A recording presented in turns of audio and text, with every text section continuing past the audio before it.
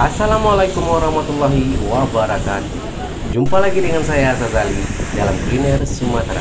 Masih dari pelataran Masjidil Haram. Dan ini ya masih sempat saya rekam ya ketika para pembersih ataupun cleaner dari Masjidil Haram sedang membersihkan kawasan pelataran sini ya. Dan mereka hampir kesemuanya adalah pekerja-pekerja asing ya, terutamanya dari Bangladesh ataupun dari India, Pakistan dan lain-lain ya. Dan ini adalah kendaraan yang membersihkan kawasan sini ya.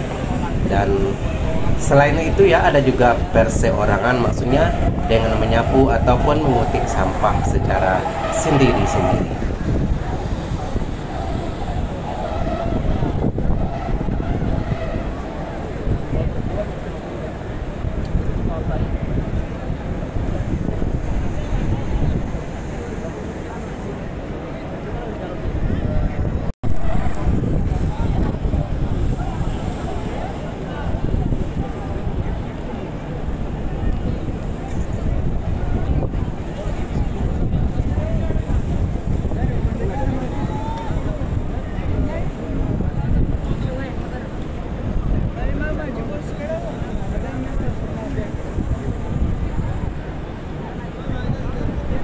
Terima kasih ya yang sudah menonton dan mau dukungnya, subscribe, like, komen, dan juga share. Jumpa lagi di video seterusnya. Assalamualaikum warahmatullahi wabarakatuh.